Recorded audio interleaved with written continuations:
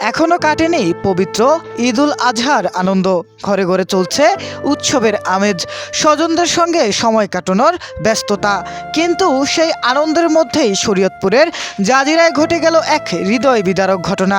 সেনের চরের একটি মরিচক্ষেত থেকে কুড়িয়ে পাওয়া ককটেল বিস্ফোরণে মুহূর্তেই বদলে যায় শিশু রাহাতের জীবন। বিস্ফোরণে হারাতে হয় তার একটি কবজি। শুক্রবার ২৯ মে সকাল আনুমানিক ৭টা ৩০ জাজিরা উপজেলার সেনেরচর এলাকায় এ ঘটনা ঘটে। স্থানীয় সূত্রে জানা যায়, সকালে বাড়ির পাশের একটি মরিচ খেতে খেলতে গিয়ে রাহাত একটি পরিত্যক্ত বস্তু কুড়িয়ে পায়। কৌতূহলবশত সেটি হাতে নেওয়ার কিছুক্ষণের মধ্যেই বিকট শব্দে বিস্ফোরণ ঘটে। বিস্ফোরণের তীব্রতায় ঘটনাস্থলেই রাহাতের একটি কবজি বিচ্ছিন্ন হয়ে যায়। তার চিৎকারে এবং বিস্ফোরণের শব্দে আশেপাশের লোকজন ছুটে এসে রক্তাক্ত অবস্থায় তাকে উদ্ধার করে দ্রুত হাসপাতালে নিয়ে যায়। ঈদের আনন্দময় সময় এমন মর্মান্তিক ঘটনায় পুরো এলাকায় নেমে এসেছে শোকের ছায়া। রাহাতের কান্না আর পরিবারের আহাজারিতে ভারী হয়ে উঠেছে পুরো পরিবেশ। রাহাতের পরিবারের অভিযোগ, এটি কোনো সাধারণ ঘটনা নয়। ইচ্ছাকৃতভাবে ওই বিস্ফোরক বস্তু সেখানে রাখা হয়েছিল বলে তারা সন্দেহ করছেন।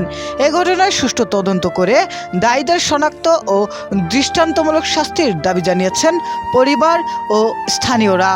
রাহাতকে বর্তমানে উন্নত চিকিৎসার জন্য ঢাকায় প্রেরণ করা হয়েছে।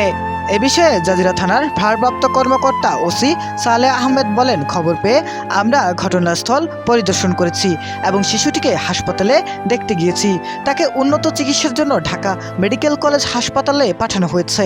বিষয়টি তদন্তাধীন রয়েছে। তদন্ত শেষে আইন অনুযায়ী ব্যবস্থা নেওয়া হবে। তবে সবশেষ একটা প্রশ্ন থেকেই যায়, আর কত রাহাতের কবজি হারালে, আর কত সোহানের প্রাণ ঝরলে থামবে জাজিরার এই আতঙ্ক? আর কত পরিবারের ঈদের আনন্দ মুহূর্তেই পরিণত হবে কান্নায়? শিশুদের হাতে খেলনা নয়, কেন পৌঁছে যাচ্ছে মৃত্যুর বিস্ফোরক? সেই প্রশ্ন আজও ঘুরপাক খাচ্ছে জাজিরার জনপদ জুড়ে। আল আমিন, নিউজ ডেস্ক, সে অলওয়েজ ট্রুথ।